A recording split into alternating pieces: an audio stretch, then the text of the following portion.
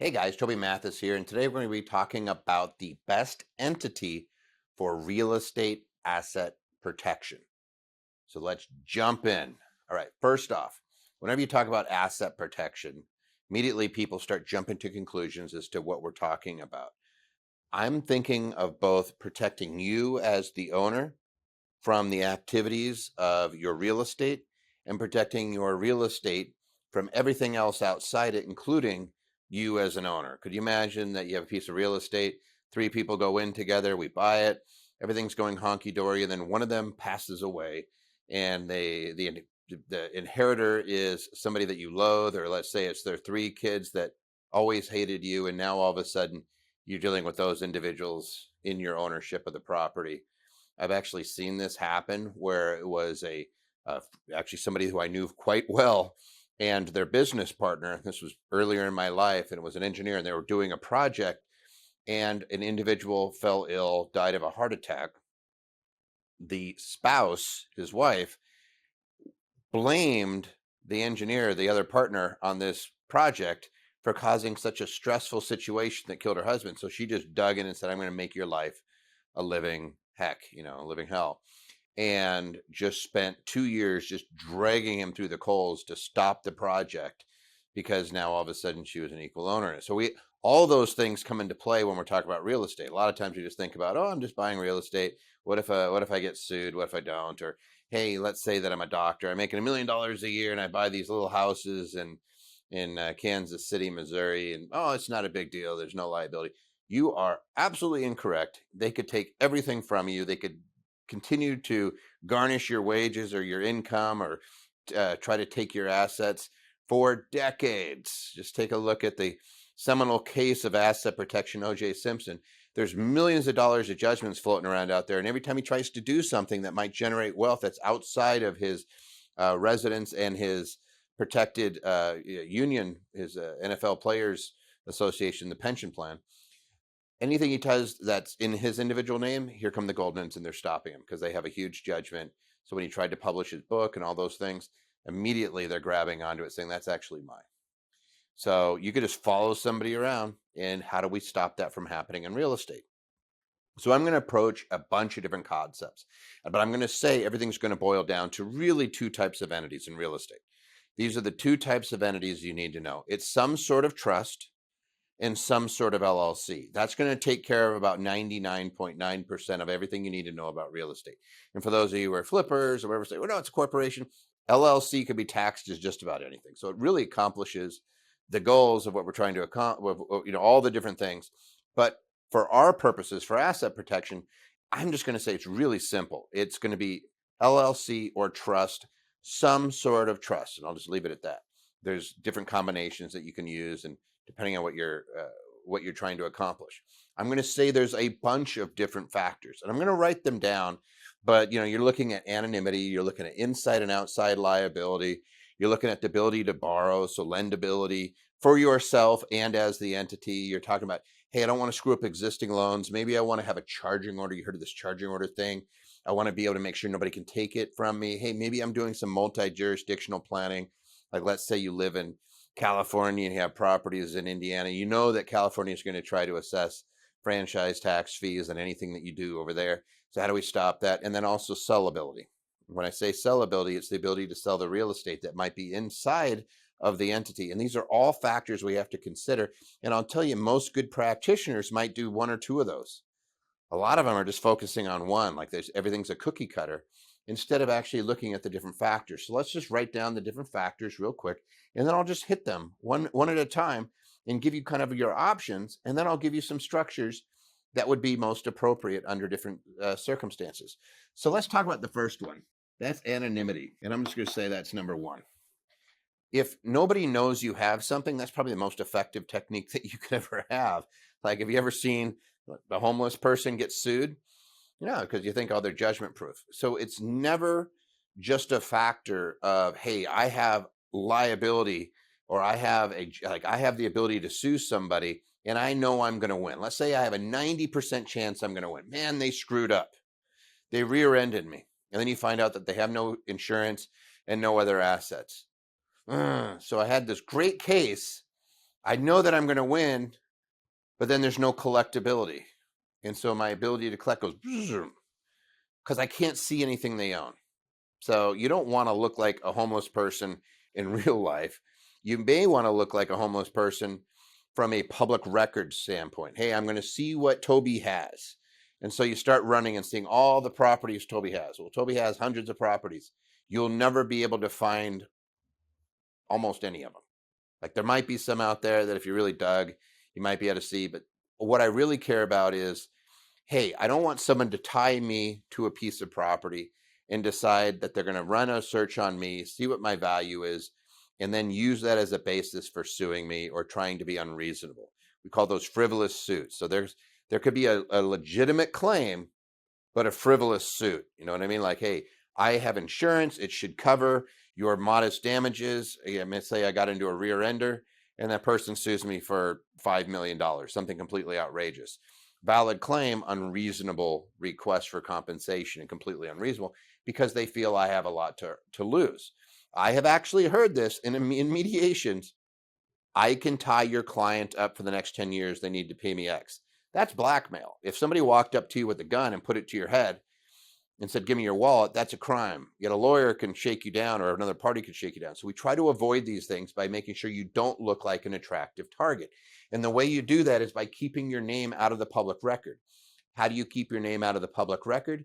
You use specific types of entities. So for example, for anonymity, I'm going to set up the entity that I own personally to own all my other real estate. So I might set up a holding entity, for example, an LLC, but I might set it up in Wyoming because Wyoming does not list its officers or directors. So nobody can see that I own that particular entity.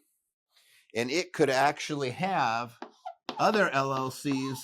Let's say that I have Georgia and I have Florida and I have these other LLCs that it has real estate in them. We'll just put LLC, and I'll explain what that is in a second. But I could actually keep my name off of this by making these member managed LLCs and filing them in those jurisdictions. And now my name isn't anywhere on the public record in either jurisdiction. Or if there's three here. So Wyoming, Georgia, Florida, my name doesn't appear anywhere. And then you say, well, what about the real estate itself? Well, this is where it gets fun. That's when we use our friend, the land trust. And again, I'll explain what these are. And you use another Wyoming LLC. We call that kind of a throwaway LLC. It's not really doing anything. And it can be the trustee of this guy. So that, again, only the LLC is listed and it has no tie back to me. I could have the property in the land trust and boom, I have complete anonymity. That works, guys. That exact structure will keep your name out of the public record so they can't see, oh, he's got two, like in this case, there's two, but let's say I had 10 properties. They can't see my name on any of them. And it actually works very effectively. So that's kind of a anonymity. Can you do it? Absolutely. I think it's one of the most effective asset protection tools that exists. The other thing you need to understand is the difference between inside and outside liability. This is how it works. I have a piece of real estate. I'm going to say that that's a dangerous asset, so I'm going to make it in red. The reason it's dangerous is because just owning it could cause me lots of liability. So if I am just me and I own a piece of real estate in my name, somebody comes on that property. Let's say I rent it to some kids. They have a party in the backyard and they're out on the deck and the deck collapses.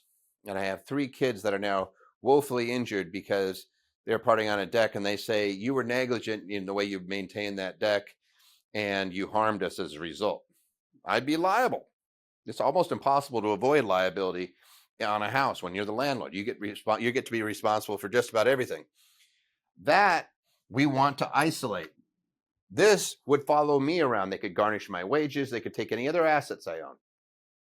This is what we call inside liability because if I put it inside an entity, and by the way, when I use a land trust in conjunction with an LLC, it's the LLC that's providing the asset protection because it's the beneficial interest of the land trust that it's holding.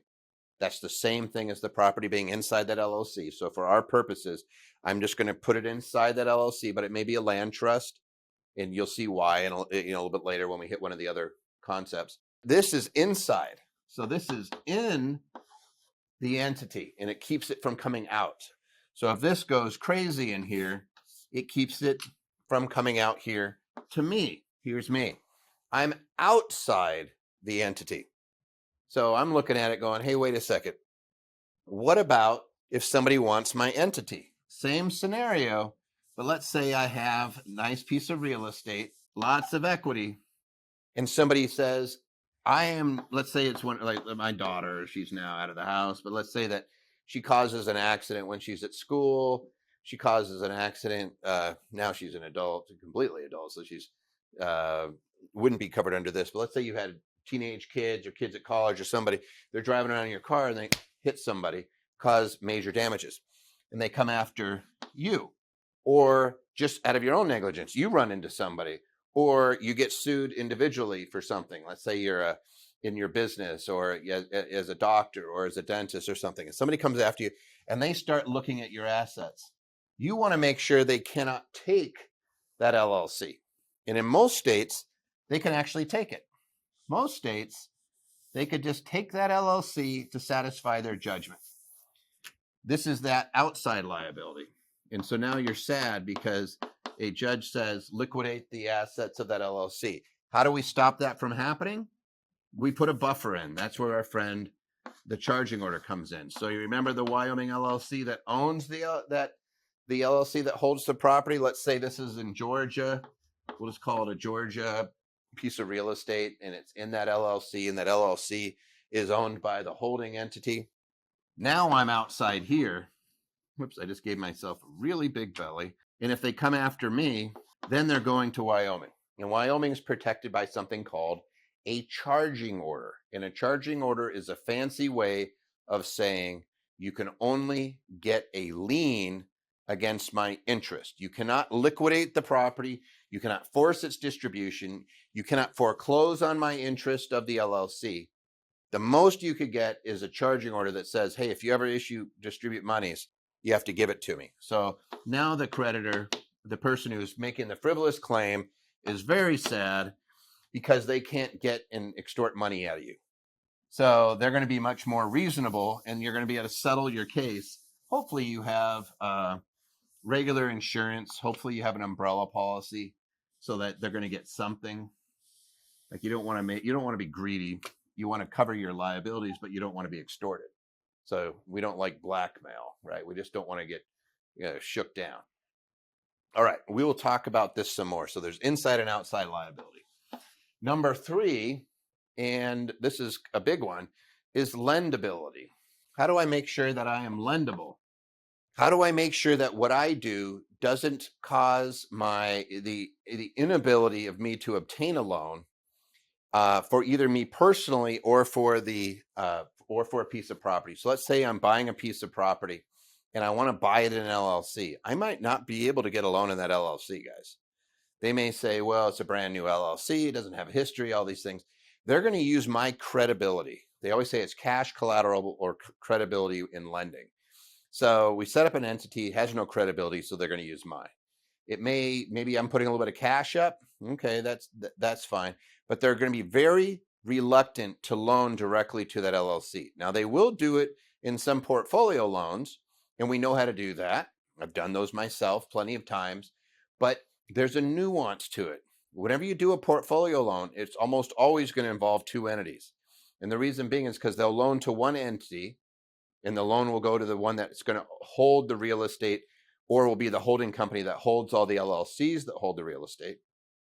And they're going to secure it with your interest in the second entity. So this entity owns, so it goes like this. Here's the entity with all the LLCs and the real estate. They're going to loan it to that guy, and they're going to secure it with the one you own. So you're going to own that guy, and they're going to security with all the real estate, but also your interest in that entity. And the reason they're doing that is because if you don't pay, they don't want to have to foreclose on each piece of property. They want to be able to do one foreclosure on that interest in the LLC, and then they would control all the pieces of real estate. All of that has to be considered when you're putting these things together. If I am doing, for example, in that particular case, they're almost always going to want you to be in Delaware because it's very easy to foreclose on the interest. They will not want you to do Wyoming, where it's almost impossible. So if you're doing portfolio loans, you're going to say, well, geez, why are they making me do this? Because they want to get through and be able to secure their loan. Other times you're borrowing is I'm just borrowing like 1 or 2 properties. I'm not going to get a portfolio loan. They're going to loan it to you.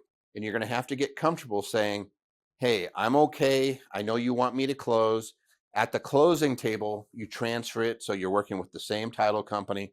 You're transferring it not via quick claim. Don't buy that stuff. You're going to cancel your title insurance. You're going to be doing like a warranty deed directly into a land trust, or in many cases into an LLC. The lender, I've never had this happen in more than 24 years of doing this, but they could call it due, a loan due, if it goes straight into the LLC. So sometimes we're using a trust to hold it in between, but the lender doesn't want to lend directly to the LLC. Now, maybe if you use a non-traditional lender, like you do in hard money, they might. In fact, most hard money lenders say yes, and then you're the guarantor. You're going to have to sign it. But most of the time, you go in traditional lending, you're conforming loan and all that good stuff, and I'm going to my bank and I'm getting a loan. They just want to loan you the money. They just want to own you. Now, if it's commercial property, like a office building, or you're buying something that's a strip mall or something, they don't want it going anywhere near your name. They're going to put it directly in. They're going to want it to go straight into the LLC. But you have to be cognizant of it, and you need to be working with somebody who actually knows these things so that you don't make a mistake. There could be nothing worse. It's always frustrating when somebody is trying to close on a property and they go, we can't lend to you. And then they freak out. They go, what do you mean you can't lend? Well, it's an LLC. Well, okay, you have to understand that that's just semantics. I can borrow the money personally, transfer it in, or they can put it directly into the LLC. You just have to ask the lender what they prefer. Now, excuse me. The next thing is existing loans. So let's say that we have a bunch of properties. It's very common for somebody to have, let's say they start buying properties. They end up buying 3 properties. Then somebody says, are you crazy? You could get sued. So I'll just say all these, or we'll pick Florida, we'll just pick Florida. Florida is actually a good jurisdiction because in that one, we could actually use land trusts on this. But we're saying we don't want to call a note due. More importantly, let's say we'll use Florida as another good example because they have doc stamps on existing mortgages that if you transfer it directly into an LLC, you're going to incur a tax. Whereas if you use a trust to hold the properties, you won't. And so this is called a land trust.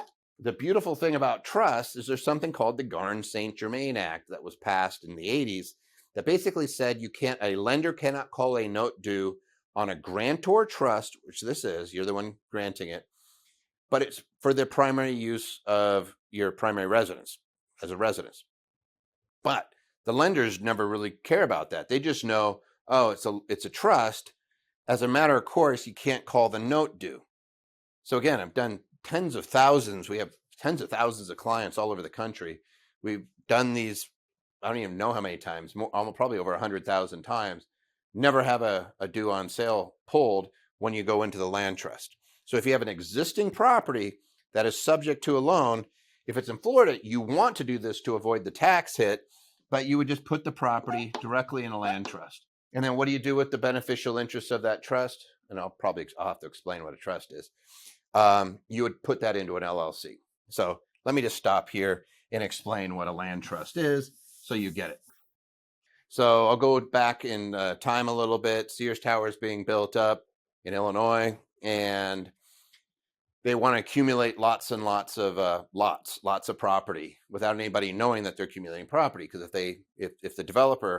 if people catch on that the developer is interested in an area, they'll start jacking up the price. So they came in and they were buying it through anonymous trusts. And the easiest way to think about this is it's a title holding mechanism for real estate. So you have a grantor, you have a trustee, and a beneficiary. All trusts have these: grantor or settlor, or the person who contributes the property to the trust. So it's called a grantor trust. It's ignored for tax purposes. Everything's taxable to the grantor. You have a trustee, the party that's responsible in holding title for the benefit of a beneficiary. So a land trust is a fancy way of saying we're taking your name off a title, we're putting somebody else's. but you are still the beneficiary.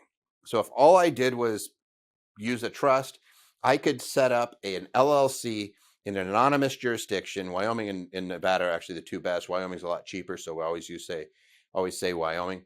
But I could literally set up a trust, and I could have a Wyoming LLC on title. It'll be like, ABC LLC trustee of Blue Dog Trust, or whatever you put in it as the name of the trust. Me and my partners, we have a disagreement. I like to use the street address. Just me. I'll at least use the name on this, because that way I know which property is in there, because otherwise I'll get confused. But some people use goofy names. Some people use colors and stuff. It's not in a Secretary of State site. So it's like, hey, it's going to be ABC LLC, trustee of the Blue Dog Trust. Guess whose name's not on there? Me. So I could toss it in there, and I can take that's the trustee right here. But the right to occupy, the right to rent it, and everything else is through the beneficiary. And so then the question becomes, well, who should be the beneficiary? That's where you can just take another LLC, and it could be in the state. In Florida, it's the only place where you don't have to worry about this step. Everywhere else you do. You would have an LLC as so let's say it's Georgia again. We would just have an LLC that owns the beneficial interest. If it's Florida, we would just go to that holding. We would have the holding LLC in Wyoming that owns the other LLCs in other states. So let's say we had a Georgia LLC. We had what's another good state? We could just do Nevada LLC. And then it could have a direct beneficial interest in the Florida land trust. So all of these start to merge in together. So from a asset protection standpoint, outside liability is covered by the Wyoming LLC. Inside liability is covered by, in Florida's case, the land trusts are just as good, but in all other places, we're using the LLC. So if you remember when I said in the very beginning, we're going to be using some sort of trust and some sort of LLC, that's what we're getting at. So we've already talked about several jurisdictions. We've talked about different nuances. You can't get this off of LegalDoom, guys. You have to talk to somebody who actually knows what they're talking about. And I don't mean just the on-site where you try to put together an LLC or online. I'm not talking about just that. I'm talking about anybody who's touching this needs to actually be doing it. Otherwise, they're not going to get the nuances. So we have existing loans. Next nuance, and we've already talked about it a little bit, is our friend, the charging order. We got to understand that it's like putting a safe out in the middle of the desert. When I use a jurisdiction like Wyoming or Nevada, what I'm essentially doing is taking a safe, a virtual safe, which is what an LLC is, and it may be holding a bunch of other LLCs. It may be holding cash. It may be holding securities in another company. But what I know is that there's a safe that I've created for purposes of holding particular types of valuable assets. And I'm taking it and I'm putting it in the desert where nobody can find it. If they do find it, they can't open up the safe. They can know it's there, and they could say, hey, if you ever open up the safe, give me something. And you could just say, fine, I'm not going to open up the safe. And then you're saying, well, how the heck do you get your money? There's plenty of ways, guys. Don't get too far ahead. We've never actually seen it where somebody went to try to go dig up the safe. The Wyoming LLC, they can't have it. So why would you spend $250,000 of legal fees in 2 or 3 years trying to dig it up?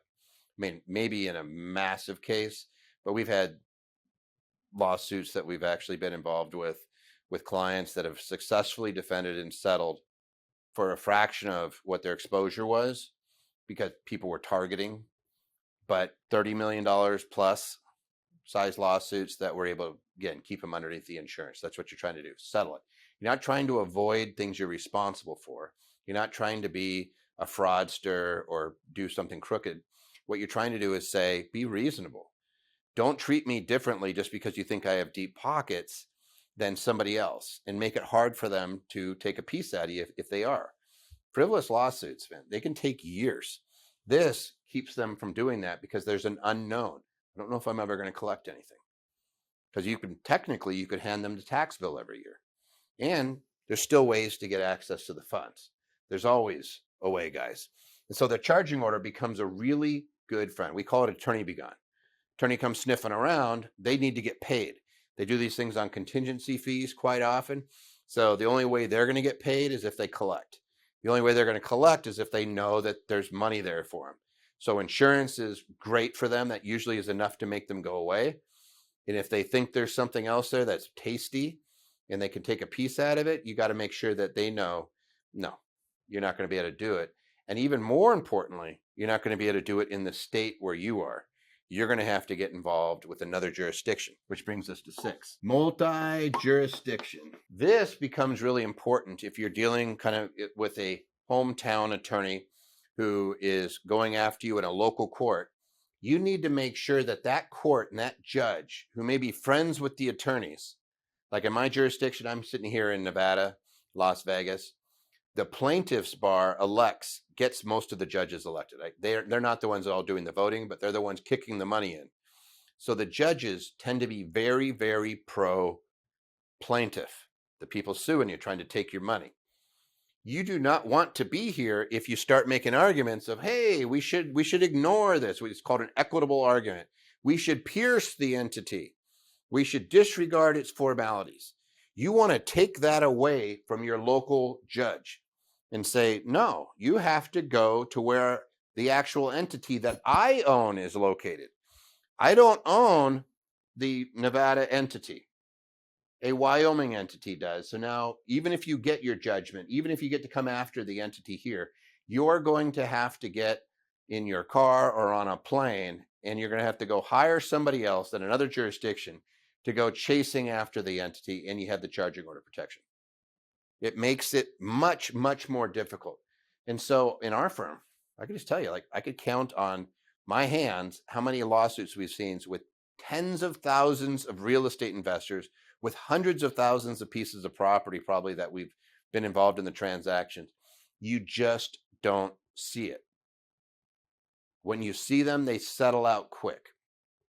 And the reason being is because you're putting enough hurdles in place that they're not going to want to do it. Last thing we're going to talk about, and that's sellability. And then I'll draw up a couple of proposed structures so you get an idea of how this stuff works. All right. Sellability is the ability to sell a piece of property that you have. One of the things that we have to be conscious of in any structure is that your structure should allow you to get the most return on your investment possible. And if I do something like, hey, I talk to my tax planner and they tell me, hey, Toby, you can do an LLC and you could put 5 pieces of property in there. You know, we're going to disregard it for tax purposes. And hey, we're only worried about the equity in the property, and they do that dance. Don't buy that, by the way. It's not the equity, it's the income stream that come off those properties. But they have all these properties in there. And then you go to sell a property, and it's a commercial property. It's, let's say you had, hey, I had 2 or 3 apartments in there, and it's mixed in with my single family stuff and my strip mall and everything else. The other party that's purchasing needs a tax return on that property to get a loan. We've seen this over and over again where somebody will have a property. They're like, gosh, I can't seem to sell it. Every time I get an offer and they go through, they fail the financing contingency because they can't get a loan on it. I have no idea why. Maybe their credit really stinks. It's not that their credit stinks. It's that they can't pass underwriting because the underwriter needs a separate tax return, which means they're going to start asking you for your stuff. And of course, you're not going to, I'm not going to give you all my tax stuff. You're the buyer. You don't get all that. That's up to you. So they're going to try to get whatever information they can on the property, and it's not going to be sufficient because they're going to need a tax return. Sellability means if I have an asset that I know I'm going to sell at some point, I need to make sure that I isolate it in its own entity. I need to have its own books, which can be a class underneath a parent entity. That's going to be suffice. We can take separate reports, but more importantly, they want to see that partnership return. And so your holding entity more than likely is going to end up being a partnership return. You're going to have disregarded LLCs pointed to it, which might be holding your assets, and then that you could hand them that tax return and you could hand them the books and records, and they're going to be happy. What they're not going to be happy is if they say, hey, I need a tax return. And you're like, hey, I'm not going to give you my 1040. Why would I do that? And they're like, because there's no tax return for this building. There's no tax return for any of these properties. They're all on your personal. They're sitting on page 1 of your Schedule E. And you're like, oh, that sucks to be you, right? But you can't sell it under those circumstances. We keep seeing this, by the way. It keeps popping its ugly head up. And we're always like, why did they do that? And they're like, oh, because they said I could avoid a tax return. So you have to consider that. I probably just hit a lot of things that you'd never heard of before. And that's why you deal with people that actually do this. And let me show you what a typical structure might look like so that you get the flavor of it. It doesn't have to be too crazy. I'm going to actually hit some of you guys, we'll do a California just because California has these franchise taxes. So let's say that I have a property. Let's say that I live in a state. Let's say I live in Washington and I have California, a couple of properties there. Let's say that I have some Georgia, have some properties there. And let's say that I have some Florida and I have some properties there. And we look at it and we say, all right, what type of structure might be appropriate under these circumstances? And I'm going to look at it and go, what we want to make sure of is that these California entities, if we set up 2 LLCs for California, I'm going to be paying $1,600 a year to the franchise tax board. So I may not like that. So what I might do there is look at it and say, hey, I'm going to toss these into land trust because I can then take I'll put California over here, land trust. I'll toss those into land trust so that I could just take the beneficial interest and assign it where I want. I might at that point say, hey, you know what? I'm going to make it really easy. You remember when I said there's multiple types of trusts? I might set up a buffer entity that is going to be a Wyoming statutory trust and assign these beneficial interests here. The cool thing is Wyoming statutory trusts aren't actually taxable for franchise tax purposes in California. So I'm going to do that. I might say, hey, the beneficiary there is going to be my Wyoming holding. And I'm doing this just to make sure that I'm keeping everything one step removed from California. And I'm standing out here as the one that owns the Wyoming holding entity. Then I take Georgia, and let's say that these are owned outright. So we just set these ones directly into LLCs. These are owned outright 100%. And then we just have the ownership go into that Wyoming holding entity. I might set these ones up as member managed for anonymity purposes if I care. It's up to you. That's what we always ask. Or you might say, hey, Toby, I'd still be much more comfortable having these in a land trust. Let's say there was a loan. Then on a loaned property where there's actual debt against it, I may toss it into a land trust. And then I have Florida. And in Florida, they have a land trust statute that protects them just like an LLC. And we don't have doc stamps on existing mortgages if we toss it into a land trust where we would if we put it into an LLC. And so we just assign these guys here. Same thing. This whole structure right here has one tax return, a 1065 partnership return. Makes life so much easier. So much easier. I would have one tax return and then it comes down to a K1 on my 1040. See, life is simple. When you're working with people that actually know what they're doing, it becomes a lot easier. And then this whole structure ends up being very effective again, it's depending on how deep you want to get as to whether you're trying to do anonymity on everything, very effective. If I'm really worried about California on the anonymity side, I could actually set up a secondary LLC that's Wyoming. It would have to pay the franchise tax, but I could set it up so I have one and it's acting as the trustee. So my name is completely off. Or you could find somebody local that's willing to put their name on it, a friend or a relative or somebody that's willing to sign off, or an attorney. My partner sometimes does them. Clint, depending on if you're using us to do it, he'll oftentimes put his name on them so that your name's not sitting there in a public record. But worst case scenario, you set one up and then at least you're paying something to the franchise tax board so they don't get too angry. But this is assuming, again, I'm just using the example of Washington. And notice we don't have a single Washington entity out of this whole bunch. We're keeping it out of Washington. So if somebody comes after you, they're going to have to go. Guess where they're going to have to go? What do you own? You only own that Wyoming holding. They're going to Wyoming, and you have charging order protections. So that is an example of a typical structure. And no, it's not expensive to operate. You literally have one tax return. You're going to have one set of QuickBooks that's going to have all those properties as classes underneath it. It makes it so much simpler. And if you're a tax person, you already know that we can accelerate depreciation. We can do cost segs on these. Like, we're not probably going to be paying any tax on this anytime soon if you know what you're doing from a tax standpoint. But from an asset protection standpoint, gosh, this is super, super effective. So I've given you just a taste. Check out our YouTube channels. Check out my partner's YouTube channel, Clint Coons. Fantastic. He has a ton of other videos on a lot of these topics. If you want a deeper dive on the land trust, for example, and getting into like series LLCs and where they might flow in. I didn't want to bury you guys too deep. But if you like this type of information, like and subscribe. Constantly putting this stuff out. And this is what we do day in and day out. We work with real estate investors. We work with investors all over the country. And we've been there, seen that, got that t-shirt. And what we found to be most effective is a structure like this. You don't see lawsuits. You don't harm yourself. It's not overly expensive. It's very inexpensive, awesome protection, and you can sleep at night. That little bit of peace of mind goes a long way as you're building up your real estate, call it your real estate empire.